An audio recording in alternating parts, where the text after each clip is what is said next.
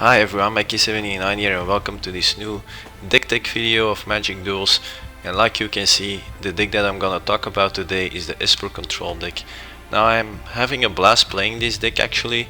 It's also pretty popular. You might have seen it in my latest mixing it up video, but you see a lot of Esper online.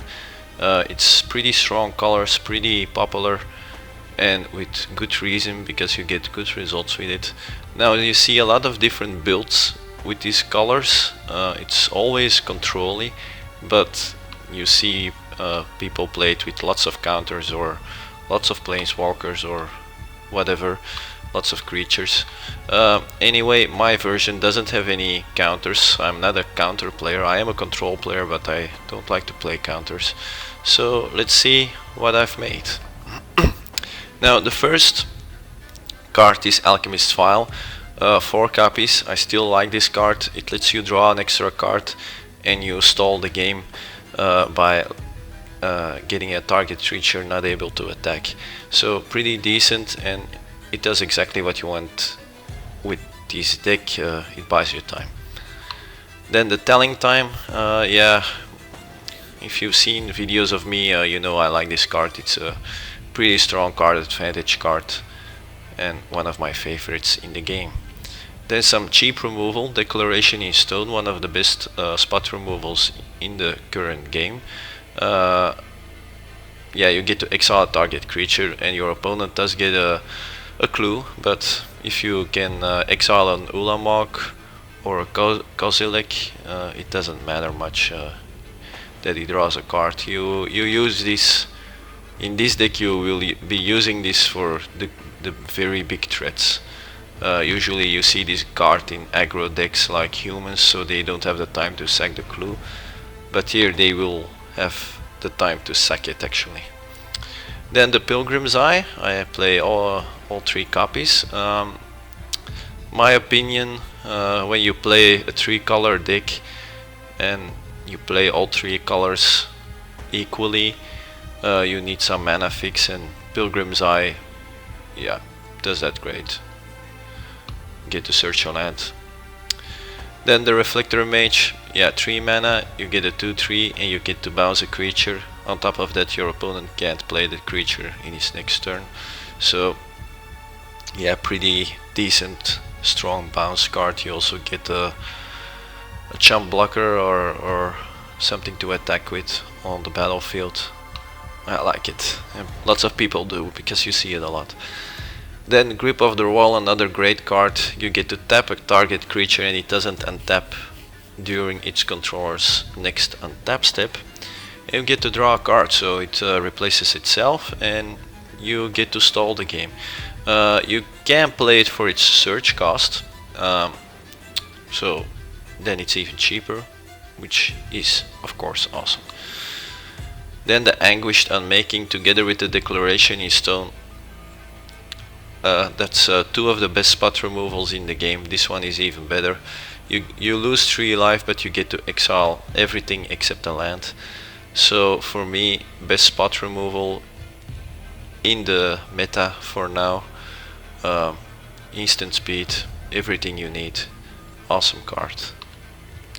Then I still play 2 copies of the Suppression Bonds. With the Anguished Unmaking, I can deal with planeswalkers too, but sometimes need to deal with enchantments too and everything. So only the Anguished Unmaking is a bit not enough. I need more cards that can deal with threats like that. So Suppression Bonds can deal with planeswalkers or some enchantments, depends on what it is. Still a great card. It's a bit vulnerable because it stays on the battlefield, of course. So they can blow it up with a Rex Sage or something. Then 2 Languishes.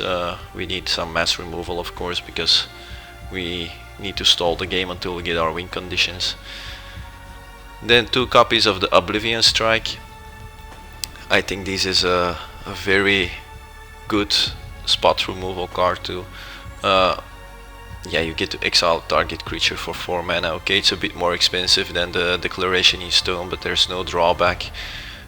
It's at sorcery speed, so yeah, It would be even better if it was on instant speed, but I guess you can't have it all. Then I still play one copy of the Gilt-Leaf Winnower. Yeah, you get a pretty decent body for the 5 mana you pay. You get a 4/3 with Menace, so that's already a good ability. But he gets to destroy a non-elf creature with different power and toughness when he enters the battlefield, and yeah, that's pretty decent too. Then Planar Outburst, yeah, like I said, we need to stall the game to get our win conditions, and stalling means blowing everything up from time to time, so yeah, we all know that card. Then one of our win conditions, Jace, Unraveler of Secrets. I mean, he's a win condition, but not the emblem helps a lot, but it won't let you win the game per se. It lets you, yeah, your opponent can't do much, but yeah, it won't let you win the game, but that's okay. It's a very strong planeswalker, one of the best in my opinion. It lets you draw cards, control the board a bit, and the emblem is very nice to have. Then Ob Nixilis, now his emblem does win the game pretty fast. We all know this one. He also gives you guards and also controls the board. Then Linvala, the Preserver, pretty awesome creature because our deck isn't fast, so we'll probably lose some life in the beginning faster than our opponent. So the life gain is a nice touch, and maybe we can even get a 3/3 out of it when she enters the battlefield. Really powerful, strong card. Like it a lot. 6 mana is a lot for a 5/5, but it is a flyer, and it does have some abilities when it enters the field, so yeah, the mana cost is worth it. Then Sorin, Grim Nemesis, yeah, a beast of a planeswalker. By now we all know him too. You see him a lot, either you play him or you play against him. 6 mana, you get another planeswalker that either controls the board or gives you some card advantage. I think I never used this ultimate actually, never needed it, so yeah, pretty awesome planeswalker. Then the Emeria Shepherd, I play the 2 copies of her. Yeah, our win conditions aren't that much, so it's most of the time the win conditions are the planeswalkers. Okay, from time to time you can beat your opponent up with a few creatures that we play. We only play 11, so it's not that much. And if we have to beat him to death with a Pilgrim's Eye, we can wait. It can take a few turns before he's dead. But anyway, we can get our planeswalkers back with Emeria Shepherd, which is pretty important, I think, in this deck with only 3 of them. So I play all 2 copies. And if we don't have the planeswalker, or we already have it on the field and we don't have a planeswalker in our graveyard, a lot of creatures, and I think, yeah, actually all of my creatures have a come in play effect, so it's pretty nice to have them triggered again with Emeria Shepherd. Then this high Arbiter, yeah, you don't see him a lot anymore. It is 7 mana, so he's expensive. But also for the synergy with the Emeria Shepherd when you play a planes when she's on the field, I really like this one. You get to see his hand, or what's left of it, and yeah, it's just a great control card, and I like it in this kind of builds.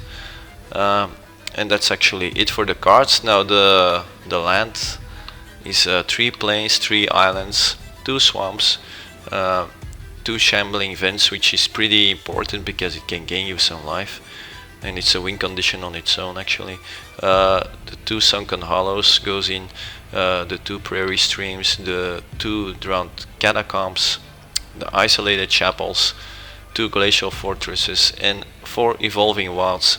Now the reason that I play these Evolving Wilds, of course I like to have my land drop every turn, but because I don't play any counters, I don't feel the need to have that much mana. I mean, usually you play something and you keep your counter open. So if you want to play this one and you need to have a counter open, then you already need 10 mana, and I don't need 10 mana. That's absurd for this deck. If you have it, okay, it's cool, you can do a lot of things, it doesn't matter, but you don't really need it. So I would like to thin the deck out, and that's why I play the Evolving Wilds. I also draw a bunch of cards, either way, through the Planeswalkers or Telling Time or the Alchemist Vial, whatever. This one lets me draw cards too, so usually I get what I want out of it. For the mana curve, don't have a 1-drop, and yeah, the mana curve, like you can see, it's a bit slower, but it's quite decent. We play a little bit more white compared to the other two colors, so gotta keep that in mind when we fix our mana. Lots of double colors here in this deck too. Double black, double blue, double white. It's usually a bit more later in the game that we get the double colors, that we need those double colors. Languish, for example, it starts there. 2 black, yeah. So anyway, that's the deck, guys. I hope you like it. Let me know how your Esper build looks like, and I hope you guys enjoyed this video. See you guys at the gameplay video. See you then. Bye bye.